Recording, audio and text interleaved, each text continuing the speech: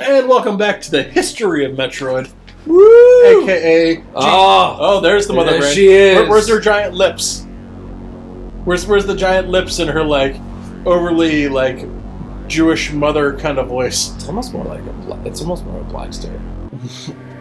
Hello, little Samus! Like, she's really, like, soulful and... yeah, I guess that is kind of, yeah. It's very... It's insensitive to someone. I don't know exactly who. It's almost very racist. Yeah, now I sit here and think about it for more than 2 seconds. It's offending someone. Last episode, we were talking about the history of Metroid. And it's kind of good that we just saw Mother Brain because the next game of the series after Prime 2, you have Prime 3 Corruption. And that's where they actually introduce what Mother Brain is. Okay. Which is these series of AIs. I think they're called AUs. Okay. Intelligence units or something like that. Okay. And they're big brains in a jar that are bioorganic computers. Okay. Mother Brain is an evil one. Because the space pirates stole the technology and it became corrupted with their philosophy and became Mother Brain. Okay, so there are multiples of them, though. So, like, they're good the Federation actually had a few, and that's... You go and deal with those in... especially there's, like, a sky world in... it is hot down here. In Metroid 3 Corruption. Okay. That you go and see some of these AU units. Look at you. Is there... Go for it. I think there was a... maybe not. Yeah, I think so. Good call, though. Nice thought. So, Metroid Prime 3, you learn what Mother Brain actually is. Yeah, and you defeat Dark Samus, and basically, you literally go to a meteorite that's from, like, outside the galaxy, which is, like, the source of all Phazon, and you destroy it. Okay. Ending the Phazon crisis. Gotcha. So then starts the events of Super Metroid. And then the galaxy, the last Metroid is in captivity, and the galaxy is at peace. And then you, you head over to... Criteria, goddamn. I wonder who will be here. And... What's this? So anyway, sorry. Then you get to Metroid 3, where the last baby Metroid is stolen by... Ridley. Yeah. See, I know the storylines of this one pretty well. Because this one I owned when I was a kid.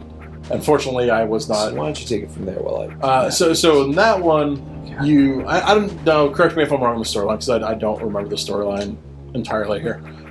You go back to Zeb's to find the baby Metroid. Yes. And then when you get there, you find that the space pirates have basically taken over. Mm-hmm. They're back. They're back, yeah, exactly. Ridley, Kraid, a whole bunch of different ones are all back. Yeah, because one of my favorite parts is you actually go to a part of the facility that you started this game in and find it just kind of like in ruins. Yeah.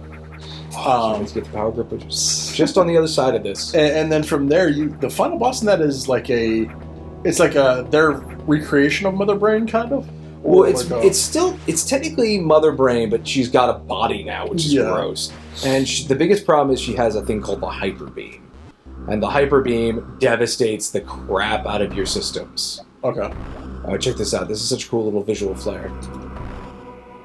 Oh, I can't break it yet? Maybe I have to shoot it.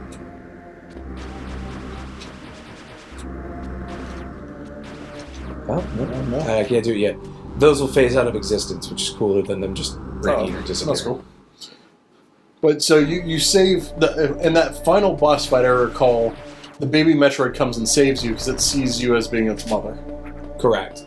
So that's she shields you. She recharges all your energy, and she gives you a new weapon to fight an unknown item. She gives you basically a hyper beam of your own to fight Mother Brain, from what I remember. Yeah. Well, because she basically saves you, and then she attacks and like breaks up Mother Brain, and then you get the Hyper Beam, and it's such an amazing, like, triumphant moment in video games. There we go. See what I mean? Yeah, that's a cool little effect. Yeah. And then from there, I would assume that's when... I mean, I don't know about Hunters and where the story... Oh, I guess we should mention, if we're talking about chronological, technically, Metroid Other M takes place before and after Oh, yeah. Yeah. You can't bolt. There you go. Yeah, I have to. Oh, you can't. Oh. Right. Yeah, this is weird because I don't have the gravity suit. Okay. And then you have... Yeah, because Metroid Other M talks about when she was working for the Federation. Yeah. And then eventually gets to a mission that she's having saving some Federation soldiers, where you can tell Japan played a few rounds of Halo and thought, let's do that.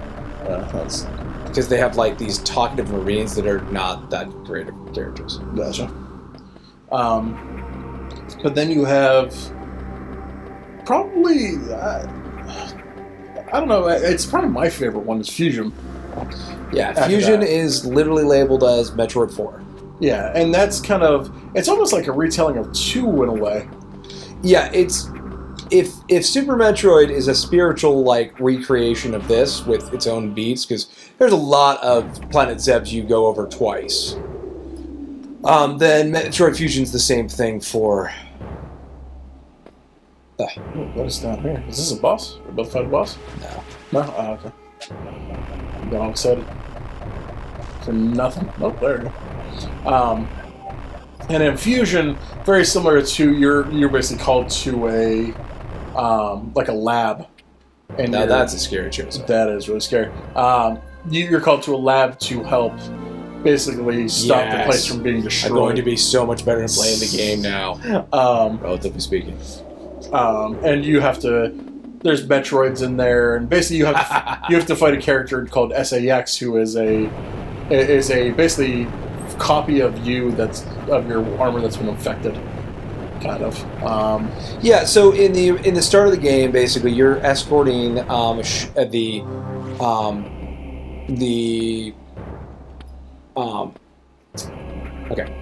Planet SR388, you go back there and you're trying to look around for, if there's any traces of the Metroids left now that Samus feels kind of bad because the baby Metroid saved its life, and so maybe we should not have genocidally wiped them out.